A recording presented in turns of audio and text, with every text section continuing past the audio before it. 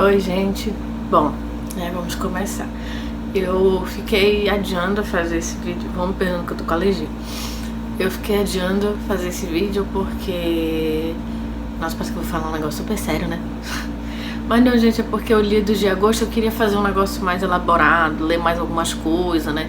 Pra dar uma sustância, né, no que eu vou falar. Mas não, me deu preguiça depois. Aí eu vou gravar logo e postar isso aí. Mas tá, o que eu li em agosto. E vai depender, eu vou, acho que até apresentar o livro de setembro, porque eu só li um negócio, eu terminei e foi uma HQ em setembro. Que um desses lidos, no caso, foi o Memórias do Subsolo, do Dostoiévski. E, bom, o que dizer desse livro, gente? Tem um áudio no TikTok que fala bem assim, mas amiga, todo dia você tá mal? Tem algum dia que você tá bem? Então, o protagonista é bem assim, todo dia ele tá mal, não existe nenhum dia que ele tá bem. Porque no Memórias do Subsolo, né, agora falando um pouco do livro, a gente acompanha, e eu deixei o marcador aqui dentro, a gente acompanha esse protagonista, né, onde ele já começa falando assim, né, sou um homem doente, sou um homem raivoso, sou um homem sem graça nenhuma. Acho que sofro do fígado, na verdade eu não tenho a menor ideia da minha doença, nem sei direito o que dói. Não me trato e nunca me tratei, apesar de respeitar a medicina e os médicos. Além do mais, sou supersticioso, ao extremo. Bem, pelo menos o bastante para respeitar a medicina. Avançando um pouco, né? Não, meus senhores, eu não quero me curar da raiva, e isso não há dúvida, é uma coisa que os senhores não vão se dar ao trabalho de compreender. É toda uma questão de que ele, né, não faz terapia e tal, ele não se trata também, então é um homem que de alguma forma está buscando, né, falar, né, porque ele é um homem recluso, ele não tem amigos, e nessa primeira parte é basicamente ele falando isso, né, de que ele tem muita raiva, de que ele fez questão de ser um cara chato na vida. Ele era funcionário público de baixa patente, mas ele fazia questão de dificultar a vida das pessoas que ele podia. Sabe aquele negócio de se não puder ajudar, atrapalha, o importante é participar? Então, sabe que a gente que é brasileiro, que a gente fala que repartição pública no Brasil, né, pior coisa é depender de uma repartição pública no Brasil? Então, né, este funcionário aqui fazia justo que ele é russo, né? E essa primeira parte do livro é ele basicamente, né, narrando, colocando pra fora, né, escrevendo, fazendo escrita terapêutica, sendo que ele não quer se tratar, né, sobre esses problemas, né, de personalidade, de todas as coisas, né, tudo que levou a ele a se confinar num subsolo, né. E na segunda parte a gente já tem um pouco mais, né, que é se não me engano o nome da segunda parte é A Respeito da Neve Molhada, que é quando ele conta, né. Gente, essa segunda parte é muito engraçada, porque assim, sabe, não é nível Trapalhões, mas sabe quando a pessoa faz uma coisa que tu fica assim, meu Deus, que vergonha ali, meu Deus, não acredito que essa pessoa fez isso. E vai piorando, porque tudo que ele conta tu fica assim, eu não acredito. Sério, tudo pra se humilhar. O não a gente já tem, a gente vai atrás da humilhação. No caso dele, ele tem certeza da humilhação, né? O não fica aí a descobrir se ele vai ter, provavelmente sim. E, sério, eu não tinha lido ainda esse livro, eu já tinha visto vários memes, né, e vários conteúdos a respeito de Memórias do Subsolo, mas foi a primeira vez que eu li. E eu e meu amigo, a gente leu na mesma época, e ele até falou assim, meu Deus, como é que eu vou terminar esse livro? Aí eu falei, nossa, o protagonista desse livro super se tornou um exemplo pra mim, do que eu não quero virar. Né, eu fazer muita terapia, pagar agora minha psicóloga com gosto, pra eu não chegar nesse ponto aqui da minha vida, né? Às vezes a gente precisa chegar no ponto, né, dele, pra gente, literalmente, chegamos no fim do poço, descobrimos que tem um subsolo, mas a única saída é por cima, né? Então, é basicamente isso. E gente, a primeira parte, ela é muito um tom, assim, de um diário. Então é ele contando sobre os sentimentos dele, a respeito das raivas, dos rancores que ele tem da vida, das pessoas, dos amigos, da família, de não sei mais quem, esse negócio todo. A segunda parte já é ele contando mais assim os causos, né, da vida dele, onde ele experimentou esse sentimento de rejeição, de se sentir rebaixado e aquém das pessoas. Por exemplo, ele andava com uma patota assim de gente meio que, eu vou dizer riquinha, né, num nível socioeconômico acima do dele. Ele sabia que ele era menos, né? Ele se sentia menos que eles, e ele sabia que a diferença de classe também fazia ele ser menos naturalmente, né, do que esses caras. Um recebeu uma herança, ele também recebe uma herança em algum momento aqui, né? À toa que o motivo pelo qual ele se isola, esse subsolo dele, é propiciado por essa herança, né, que ele recebe. Mas ele em si é uma pessoa amarga, né? Uma pessoa difícil de conviver, de lidar, essas coisas tudo. E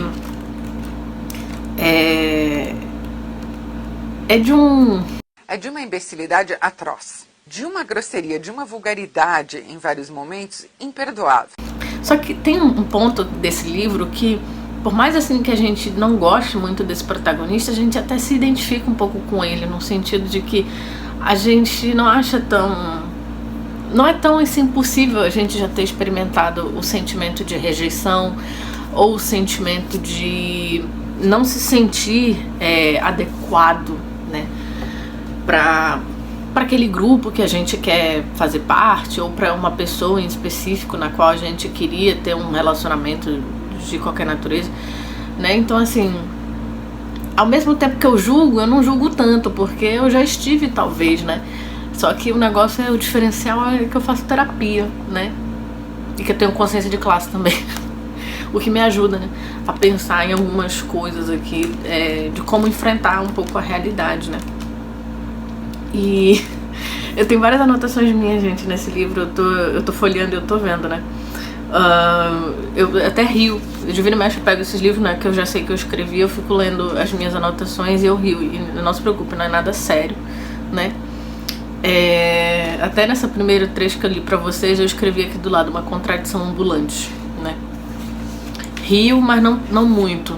Rio, assim, até de identificação, de nervoso. E é isso, assim, gente. Eu gostei bastante desse livro. Só que é um livro, assim, que, nossa, tem um momento que a gente fecha, assim, mano, eu vou fechar esse livro, eu não quero ouvir esse homem falando, eu não quero saber o que esse homem fez, porque, assim, às vezes dá vergonha alheia, mas às vezes, assim, é um incômodo por identificação, mas também um incômodo pelo incômodo de ler algumas coisas aqui. Então, resumindo, é isso. E gostei bastante de Memórias do Subsolo. Eu não sei qual o meu próximo livro do Dostoiévski que eu vou ler. Eu tô tentando me decidir entre O Idiota ou Os Irmãos Karamazov, porque eu acho que eu coloquei os dois no meu desafio para os 30 anos, né? E esse ano já tá acabando, né? Eu tenho 28, meu tempo tá acabando, né? Vamos dizer assim. Eu falo isso, mas eu tenho até meados, eu acho que de junho ou agosto do ano que eu faço 30, né? Que no caso é 2026. Pra, né, eu completar o desafio, porque eu comecei mesmo o desafio já depois do meu aniversário, né, de 28. Então, é isso, basicamente. Vou pegar agora o outro livro que eu li. Bom, eu li também O Realismo Capitalista, do Mark Fisher, né? Não sei se vai tá focando, meninas. Também não sei se vai ficar legal, mas vou deixar a capa aqui projetando uma imagem. Mas tá, no Realismo Capitalista a gente tem o Mark Fisher nos apresentando aquela famosa pergunta, né? É mais fácil, famosa pergunta não, no caso é uma afirmação, é mais fácil imaginar o fim do mundo do que o fim do capitalismo, né? Porque o capitalismo, a gente já tá tão imerso, né, em o capitalismo ser o capitalismo, até porque, né, a gente vive em pelo menos, né, 100 anos aí de capitalismo, né? É claro que ele, como todo e qualquer processo, ele foi tendo várias formas até a gente, né, viver esse que a gente está vivendo agora. Então, a gente vive sob essa égide de 100 anos de capitalismo e eu tenho 28. O capitalismo como o modo de produção mesmo tem 100. Então, assim, né, eu só conheço o capitalismo. E o negócio é que ele nos apresenta essa questão de que a gente consegue imaginar mais fácil, e muito porque a gente vê, né, tipo, porque tem filme que fala de fim do mundo, mas é mais fácil a gente pensar que para um mundo novo, como um mundo onde a gente viva sob outro modo de produção, como por exemplo o socialismo, é mais fácil a gente pensar que precisa acabar com esse aqui para um novo vir, né? Só que nós, né, que estamos no espectro à esquerda da coisa, né, a gente não fala de destruir, né, acabar, findar, a gente fala de superar, né? Obviamente que vai existir um marco que vai denominar fim, né? E é até acho que é um episódio do podcast que a Rita Von Hunt, né, eu acho que é no Dessa Letra, que ela fala o velho ainda não morreu e o novo ainda não nasceu, né? Então a gente tá vivendo essa agonia, né, de um parto prolongado, diga-se de passagem, e de uma morte, né? A gente tá vivendo a agonia de alguém morrendo e a agonia de alguém que vai nascer. Mas da pessoa que está parindo, né, também. Então, e aqui ele fala sobre o quanto que a gente é tão imerso, né, no capitalismo, que é difícil pra gente pensar de outra forma. Por exemplo, e se isso fosse de outro jeito, apesar de que a gente, né, esse negócio de distopia e tal, não é bom, cai um pouco de idealismo, mas a gente não consegue pensar muito porque a gente não tem base, né? A gente não tem uma experiência que a gente tenha visto, né, e que nos dê alguma base para pensar diferente. Eu sou mais nova do que o fim da União Soviética, e assim, gente, a gente não consegue pensar, né? E os capítulos aqui são basicamente os vários jeitos em que a gente está imerso, né? Por exemplo, é mais fácil imaginar o fim do mundo do que o fim do capitalismo, e se você convocasse um protesto, o capitalismo e o real, a impotência reflexiva e mobilização para nananã, né, que os títulos são grandes, 6 de outubro de 1979, tudo que é sólido desmancha, e se pudéssemos observar alguma coisa. Sei que tem um capítulo aqui que particularmente me chamou muita atenção, que é que ele fala sobre psiquiatria, né? E o quanto que hoje a nossa psiquiatria, é claro, gente, que tem profissionais da área que, né, são um contraponto, né, nisso, mas eles são poucos, né? Profissional médico com consciência de classe é extremamente raro. Quando você encontrar um, gente, seja fiel a essa pessoa, viu? Porque é difícil, mas eu existo. E é isso.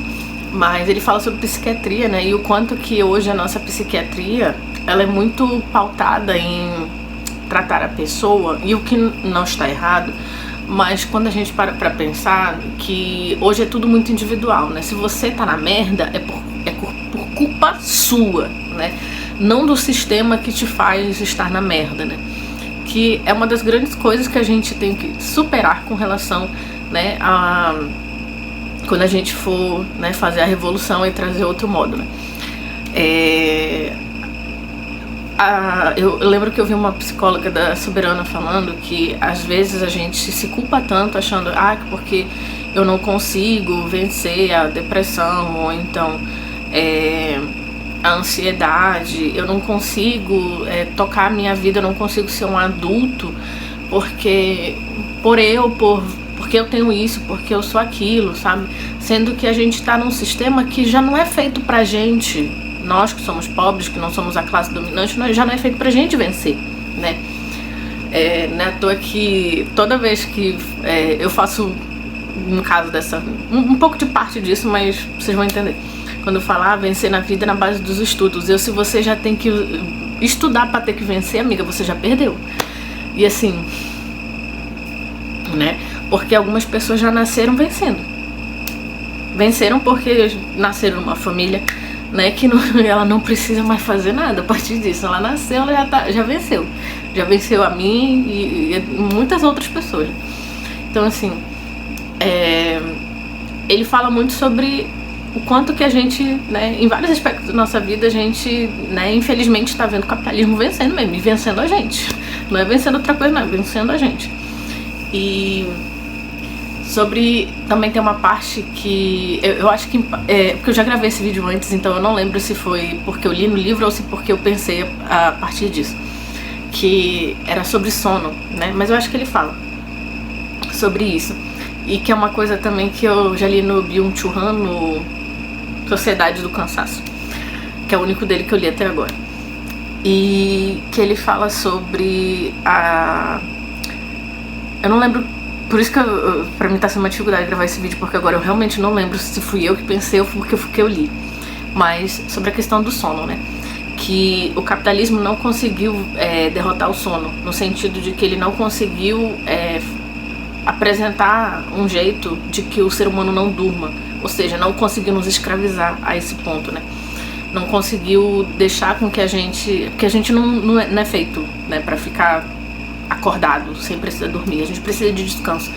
E como ele não consegue vencer, ele vai atacar. Então tem um livro que eu ainda não li, mas que eu quero ler, que depois dessa reflexão eu fiquei assim, acho que eu vou pegar esse livro, 2 na verdade, que é um Porquê Dormirmos, que eu ainda não li, eu tenho no e-book, mas eu não fui atrás de começar a ler. Eu até tentei, mas eu queria comprar o livro físico.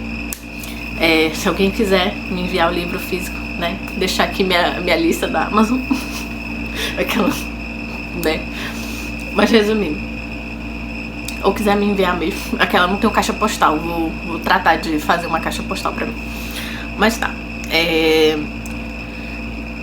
o capitalismo não consegue vencer o sono, né? Não consegue tirar a nossa necessidade de dormir. Então ele ataca, que é o outro livro também, é o do Jonathan Crary, O Capitalismo Tardio e o Fim do Sono, alguma coisa assim. Eu vou deixar a capa aqui.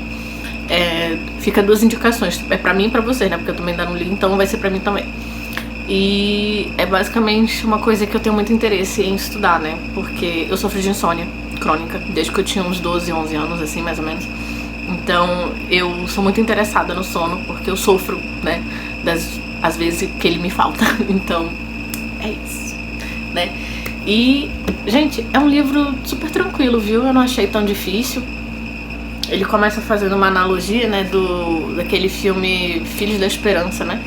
Que o mundo acabou, como a gente conhece, né? Então, e as pessoas as mulheres não engravidam mais, né? E não nasce mais gente, mas eles descobrem nesse filme, né, que tem uma menina que está grávida. Então, a pessoa mais nova do mundo, né, ainda não nasceu.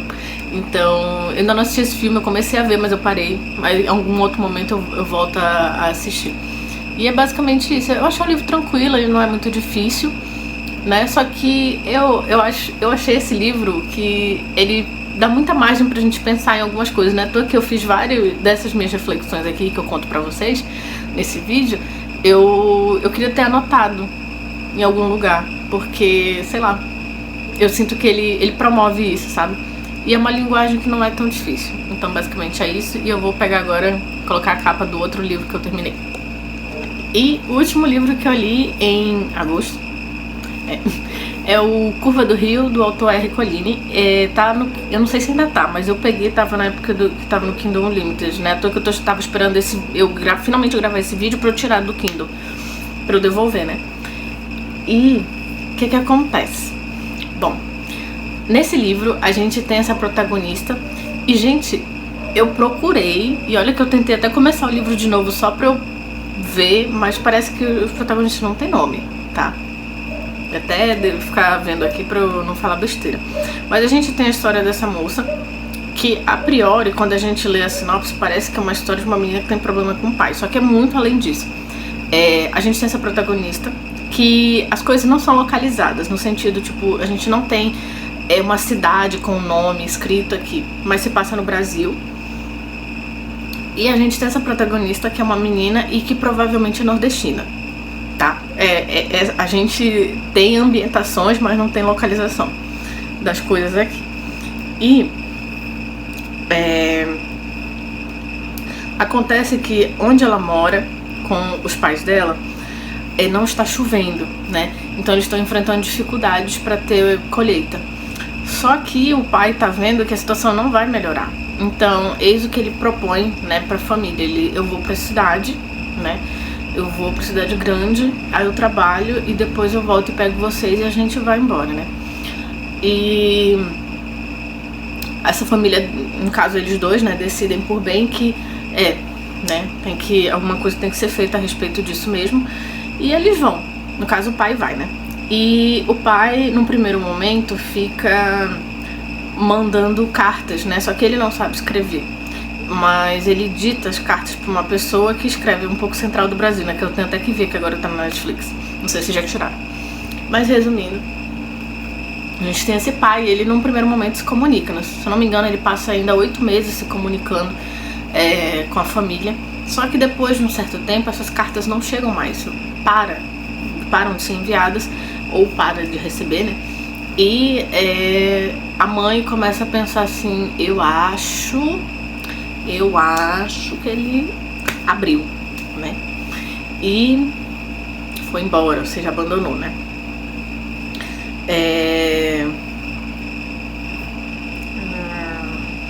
E o que acontece? Essa mãe, né, vê que eu não vou ficar aqui, né, nessa situação com essa menina. Então ela pega a menina, a filha, né, que é a protagonista do livro, e vai para casa de alguns parentes numa cidade perto, e depois ela também vai para a cidade grande fazer o mesmo caminho, né, com que o parceiro dela outrora tinha feito, né. E eis o que acontece, né? A gente tem a história dessa menina que depois que ela vai para a cidade, ela tem toda essa questão de perceber, né, que ela está atrás das outras crianças até mais novas que ela. Ela vai para uma escola, né? Então tem tudo isso, sabe? Essa menina que é do interior e que vai, né, para essa escola. Então ela vai tentando compensar o déficit, né, que ela tinha com relação aos outros, e ela consegue.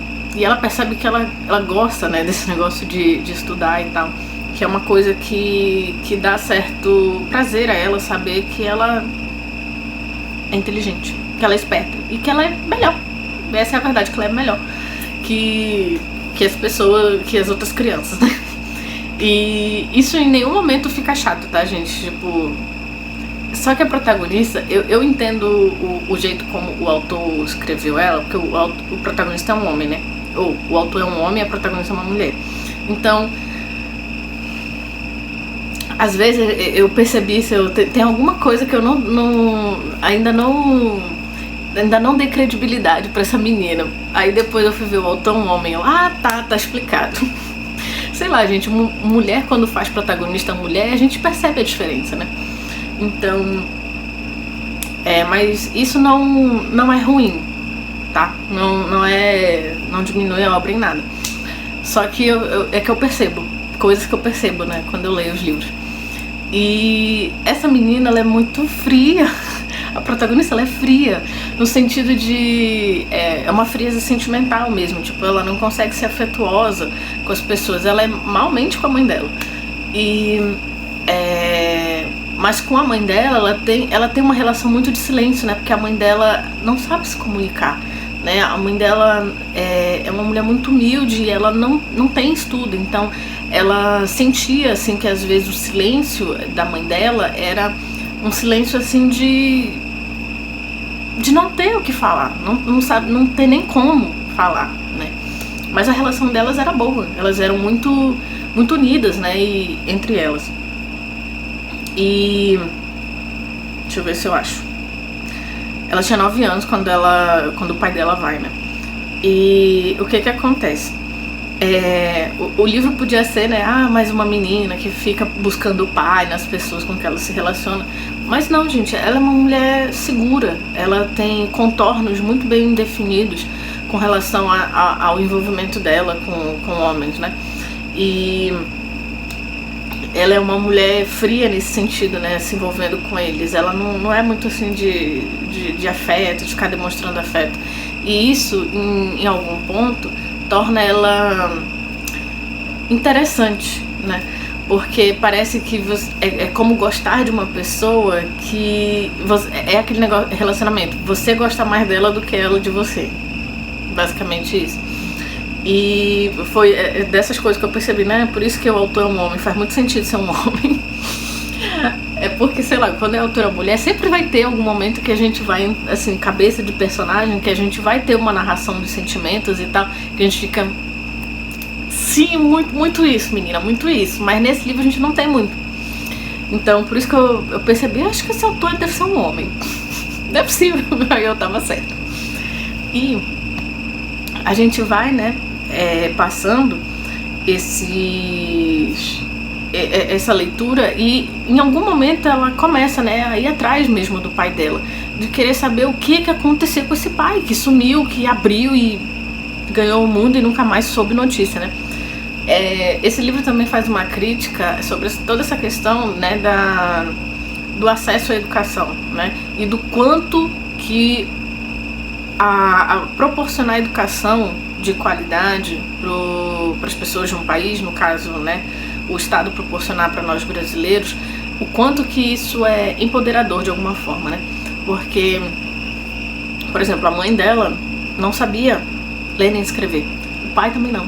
Então, o fato de que a comunicação deles ser interrompida de alguma forma pelo fato de não se saber, não se ter alfabetização, não se ser alfabetizado, é uma das críticas assim, mais pungentes, assim. E até triste de ler quando a gente percebe, quando se dá conta disso, né? Não é à toa que ela vai atrás do pai, ela consegue alguns documentos, né? Porque o pai dela foi servir como pedreiro em obra. Então, tinha toda uma questão, né, de gerar-se dados, né? Saber quem eram esses retirantes que vinham. Então ela pega alguns documentos e ela vai atrás, ela começa a entrevistar mesmo as pessoas, né, que vieram na mesma época, ou do mesmo lugar, ou então na mesma área. Então, tem toda essa questão, né, também da memória, né, que fica. E só que concomitantemente a isso, a gente não só tem essa busca do pai, como também tem a questão dela vivendo a vida dela, né, sobre o que é ser mulher, né, no Brasil, antes, durante e depois do regime ditatorial, né, do regime militar, no caso a ditadura, né. E é uma coisa assim que ela fala sobre o déficit que ela sentia com relação a outras pessoas, né, de fora. Também tem muito a questão, né, dessa época dos anos 60, com o negócio de amor livre, essas coisas tudo, e que por mais que ela tenha vivido isso, depois ela até critica um pouco, né, porque o pessoal fala amor livre e tal, não monogamia, essas coisas tudo. Aí se a menina sentisse ciúme do namorado e ficava, ai mano, mas não pode, tá? Eu não sei o que, você era rechaçado, sabe, por você ter minimamente traços que lembrassem um pudor, um conservadorismo. E tem toda essa questão assim dessa época, né. Em algum momento, né, ela encontra, né, esse pai. Já é meio que um spoiler, mas assim, a gente, assim, gente, eu não sei assim, se é tão spoiler assim, porque eu sei que fica um mistério, né, se ela vai encontrar, mas depois que a gente passa desse ponto da história, as minhas dúvidas eram outras, né, com relação ao desfecho do livro. Mas resumindo, é uma história assim dela realmente buscar, né, saber quem de fato ela era, toda essa questão da memória, né, do pai, também a da mãe, né, porque em algum momento a gente também tem uma parte assim que fala da relação dela com a mãe e também da vida da mãe. Então assim, eu gostei muito por isso, gostei desse livro dessa forma, assim, não é à toa que eu li muito rápido, que eu comecei a ler, quando eu vi eu já tava em quase 40%, eu, gente, como assim? Então é basicamente isso, fica aí a recomendação do livro. Eu espero, né, que ainda esteja no Kindle Unlimited para quem, né, assina, e para quem quiser comprar, né, eu não sei como é que tá o preço, vai aparecer aqui. Ou eu vou deixar o link aí, mesmo que não tem associação, não tem filiação, não tem nada, tá, gente? Só pra vocês já irem direto. E é isso. Vou ficando por aqui, como o vídeo já tá muito grande, não vou fazer o de setembro. O de setembro eu vou colocar junto com o de outubro. Também se der tempo, porque em outubro eu já acabei 3 livros pra quem tava fazendo vídeo de ressaca literária, que vai ficar aqui, né? Já li 3 livros. Outubro já meteu, sei lá, 15 dias, 16 dias agora. 16 dias eu já li 3. Tome. É isso aí. Não se esqueça de me seguir nas minhas redes sociais, né? De compartilhar esse vídeo. E é isso aí.